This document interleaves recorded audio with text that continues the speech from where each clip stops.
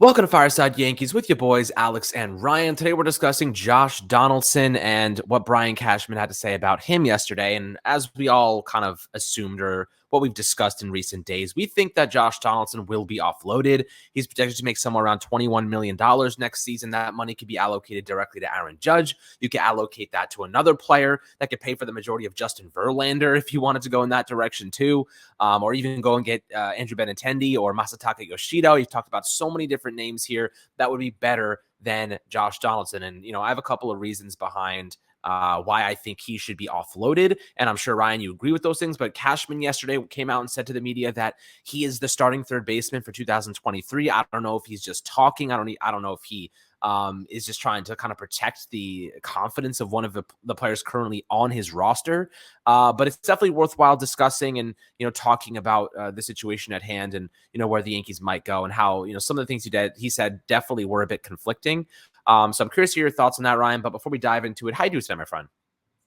I'm doing all right. The presser yesterday with Cashman, as you mentioned, with Josh Donaldson being someone he's reiterated or not reiterated, kind of restated confidence in to be the starting third baseman. Do I think Josh Donaldson to be the starting third baseman of this team in 2023? Absolutely not. I think that the Yankees can do better. I think they should do better. I think, I look at Josh Donaldson and the defense is really good. But I think you can get that same defensive production out of DJ LeMahieu and a plethora of your younger infielders kind of switching in there every now and then and get better offense from the position as well. Look, as you mentioned, if the Yankees are able to, move some of Josh Donaldson's money, they're able to free up money to do other things. You mentioned Benintendi and Masataka Yoshida. I think those are two guys right there who are their annual average salary kind of fits around where the money you're freeing up is. So, personally, I look at these two, look at Josh Donaldson as someone the Yankees are going to have some suitors for. I mean, there are going to be some good or bad teams. I mean, if you're a bad team and you can take Josh Donaldson on and pay him like $13 million next season and he plays well, he's a person you trade at the deadline, right? And you get value back for him. And you probably get a prospect on top of that in the original deal with the Yankees. So you're really bolstering your farm. It's a good move for a team in that position to make. So it's not like the Yankees are the only team that would be interested in something like that. I imagine other teams would. And I also understand Brian Cashman not going on and saying, I don't want Josh Donaldson to be a starting third baseman next year. Again, the Yankees are going to have to play up his value. They have to, go out and, they have to shop his value, and going to the media and, kind of proclaiming that he's not going to be there next year is going to kill his value. We've seen this before. I imagine, there were pressers in spring training where Aaron Boone says, Gio Urshela is a starting shortstop. And, fast forward a week later and Josh Donaldson's here. And so is Isaiah Kiner-Falefa, and Gio Urshela is the third baseman of the Minnesota Twins. So, am I going to sit here and hold Brian Cashman to his word on something he says on November 8th? Well, today's November 9th, but he said yesterday. No, that's not what I'm going to hold him to. I'm going to hold him to the standard of whatever transactions he makes. If he doesn't move Josh Donaldson, then yeah, I have a problem with it. If he does, then, this quote means nothing to me. And so I'm not going to, get myself too worked up or too caught up in words he's saying in a press conference, because I understand that he has to say certain things because he can't go out and like flat out say, I'm trading this player or I'm interested in this player, yada, yada, yada. Yeah, and I think that's a totally fair argument to make. Like, he has to say these things. It's a guy that's on the roster, whatever happens. I mean, think about, what the Nationals said about Juan Soto. We're not trading Juan Soto, and then bam, a week later, he's playing for the Padres. So, this is definitely, or look at even other sports. OBJ, Dave Gettleman goes, we're not trading OBJ, trades in the next day. It's like, these things happen. You try to protect the conflict, you try to protect your players in case it doesn't work out, right? You try to make sure that your guys, feel as though they're taken care of, that they feel as though that they're supported in case it doesn't work out. And that's kind of what I feel like maybe what Cashman's trying to get at here. Donaldson obviously coming off a pretty down season. In 2021, Minnesota was pretty good. 247 he hit with a 30% on base rate, 26 homers, 72 RBIs with almost a 14% walk rate, 21% strikeout rate. These are the numbers that we're used to seeing from Donaldson with 126 WRC plus. Offensively, it just went like literally like right off a cliff. I mean, he hit 222 with a 308 on base rate, 15 homers, 62 RBIs. Didn't crack double digits with his walk rate, 9.9%. He was almost there, but traditionally he's been over a 12% walk rate every single season. Had a 27% strikeout rate. That was the worst in his entire career. And he didn't crack 100 WRC plus for the first time in his career as well. So he was 3% worse than the average MLB player. Definitely not a good indication that he's getting better. Whereas he is 36 years old, so father time might be catching up to him. But I don't necessarily believe that. He tried to pimp a couple homers that just didn't leave the park. Maybe in the past his power was there, and maybe he just fell off. Maybe he just didn't have that same power he used to.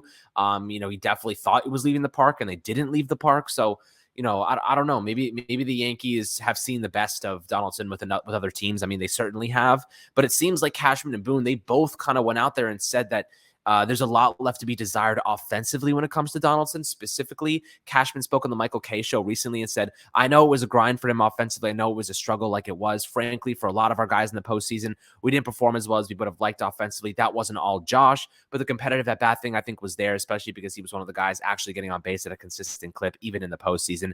It was just getting into that big hitter, big swing that would really help him get rolling. That didn't happen for a number of our guys. He says he gets on base a lot. He didn't even get on base at over 31%.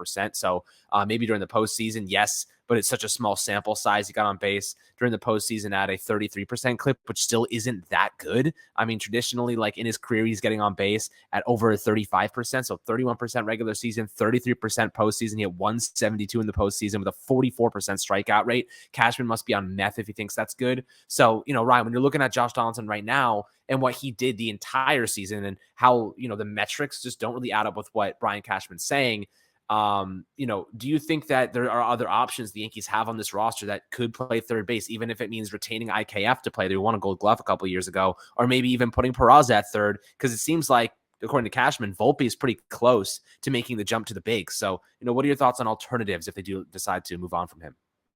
Yeah, so the Yankees have a lot of internal talent at the infield positions. You have Volpe, Peraza, Cabrera, all three of those guys you could definitely look at to make a move to third base. You mentioned IKF. I don't know if the Yankees would be willing to put IKF there just because if they're going to have a below average hitter with great defense, I imagine they just keep Donaldson.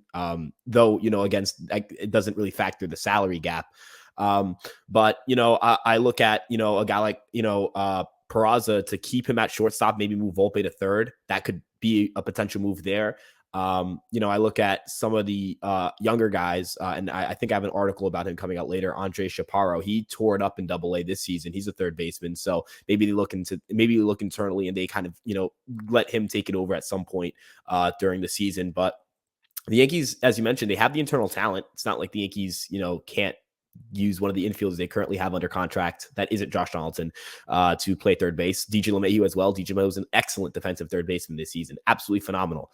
I don't really think Josh Donaldson has a role on this team. I just don't see it. I just don't see the reason to keep him. I just don't see a reason to play him. I think it hurts your development. It hurts you developing younger guys. I think it hurts, your team as a whole. I think your best lineup, your best foot forward has DJ LeMahieu at third base and not Josh Donaldson. And if you want to go Peraza at shortstop, Volpe at second, or Gleyber at second, and then Rizzo, if you sign him back at first, that's probably the route you go. I just don't really see it right now with Josh Donaldson. I don't think it's I don't think it's crazy to say Josh Donaldson could get better from this season, and that this year was just a lost year for him, and maybe next year is better. But he's also older. Projections do not really like him for 2022. They have him around a 106 WRC plus, I believe, if I'm not mistaken, for Steamer. So are you really going to pay for slightly better than average offense with horrible base running? That probably evens out to league average offense to like no offensive value added in total. Are you really going to pay $25 million for that? No.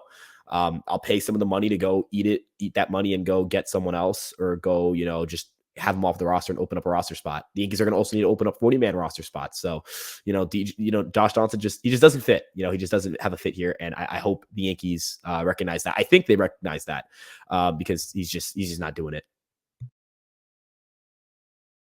Yeah, I mean, so here's the thing. Like, would you rather go DJ LeMahieu or Oswald Peraza at third base? If Volpe is going to be ready, right? So I guess there's a couple variables that play a part here. Do the Yankees, try to manipulate Volpe's service time and bring him up in mid-August and you keep that service time at 0? Or do they call him up earlier and just be like, you know what?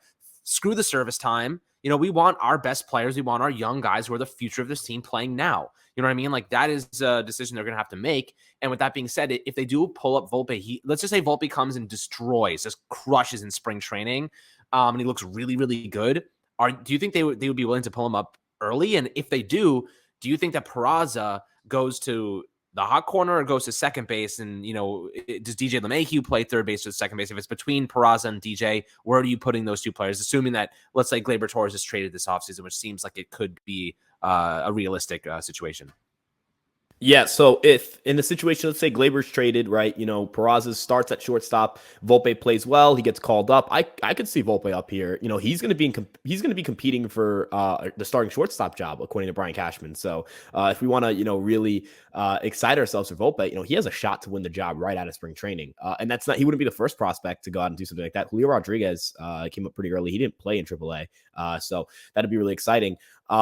If Peraza is starting shortstop on opening day and Volpe comes up in like May, he's tearing up AAA. The Yankees can't ignore him. I imagine the Yankees just put Volpe at second base. I would say that they'd like to give Volpe the shot to play shortstop. But if Peraza's playing really well defensively, which is what he should be an elite defender. It'd be hard to justify moving him. And if Volpe can be an elite defensive second baseman and put up, 120, 130 WRC plus with elite base running value, he's going to be a 5 to 6 WAR player. So you're not really going to care either way. I know a lot of people are going to say, well, he's a shortstop. The Yankees passed on, this big time shortstop so that they could have Volpe there. Yes, but I mean, are we really going to put him at shortstop just because the Yankees didn't sign a big time shortstop promising Volpe to be the shortstop? No, there are plenty of superstar second basemen in Major League Baseball. If Anthony Volpe is a Jose Altuve-like player, the Yankees are going to be absolutely delighted with the value they're going to get. Volpe is a dynamic base runner. He stole 50 plus bases. I believe he's the only player since Fangraphs started, according to Eli Fishman on Twitter.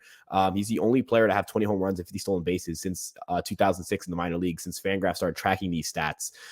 So just think about that. That rare combination of power and speed. The bases are going to get bigger at the major league level. So I wouldn't be shocked if Volpe goes out and steals 30 plus bags at the major league level. And I wouldn't be shocked if he hits 25, 30 home runs. So you get a 30-30 guy potentially. That would be unbelievable with his plate discipline. The Yankees really do have a special player there. And as for Peraza, I do buy into Peraza's upside in terms of being a decent offensive player. I think the plate discipline's all right. It's nothing special. It's not great. It's not bad. I think the power is better than most people think. And I think, he's hit some balls upwards of like 112 miles an hour, which is ridiculous. That'd be like 85th percentile max exit velocity. If he's able to convert that to the major league level, he'll go out and he'll probably mash about 20 home runs, steal about 20 plus bags, and, be a 3 to 4 WAR player. Third base, I leave that to LeMahieu. I'll leave it to the guy who has the most experience there and has the best glove there defensively, statistically, all that stuff. And I still want to keep Cabrera in that kind of like UTL role. I don't want to have him as a defined position. We've talked about that before. So yeah, I would go Volpe second base, Peraza shortstop, LeMahieu third base. Yeah, I mean, Oswaldo Cabrera is going to play such a nice role here. I really think that he is such a nice piece to have. He can play infield, outfield, whatever you need from him. And then you have DJ LeMahieu, who can be your backup first baseman. Obviously, the Yankees hit Anthony Rizzo with a qualifying offer yesterday, or they expect to at $19.65 million. He could reject it, and now another team could try and go and get him, and they would have to give up some draft compensation. So it's interesting. This is going to be a really fun offseason for the Yankees. A lot of big decisions have to be made. They're going to spend a lot of money on Judge if they do retain him. They're going to spend a good chunk of change on Rizzo, but otherwise, you got Britton coming off. You got Zach. You got Chapman coming off. Castro. Some big money free agents. You don't have to pay anymore. Gallo's $10 million is not here anymore. So, you could look at these younger players. You could offload IKF, in that sense, you don't have to pay him and you could just utilize your youth. Donaldson, the $21 million there. I wonder what they do with that. Hicks, another $10 million. They can move money. The Yankees have the luxury of being able to move some money and relying on some of their youth. But I'll tell you what, Ryan, I would be okay with the Yankees really committing to their young players in Peraza, Oswaldo, and Volpe if it means that the future is going to be bright and you get to retain Judge, and he is such a good mentor for those young players. And with that being said, all of those young pieces are more than capable of producing far more than what we got from Donaldson or IKF this past season. Look what Jeremy Pena, rookie for the Astros, won the MVP for the World Series. Young players, and you also mentioned Julio Rodriguez of Seattle. young players are more than capable of playing at a really, really high level. We saw the glove work that Peraza showed during the ALCS against Houston and during the little portion of games of the regular season, the 18 game sample size we saw from him. We know what he can do. Volpe, he's got 5 tools, man. He's got power. He's got speed. He stole 44 bases in Somerset this year. This is a kid who's got it all. He's got all the tangible traits to be a fantastic young player for a very long time. And then Cabrera's got it all as well. So, there's so much to love about these young pieces. They really should lean on them. In my opinion, I'd rather see them commit to the youth than just continue to overpay oldies like Donaldson or commit to polarizing pieces like IKF. I'd love to see them go with the young route and really enjoy that process. So that's kind of my take. I'd love to hear perspectives below, my friends, in the YouTube comment section on the prospect of keeping Donaldson, Cashman's comments, and what your thoughts about that. Always happy to hear your perspectives below. Always make sure to like and subscribe. Enjoy the rest of your day. We'll catch you guys on the next Fireside Yankees episode.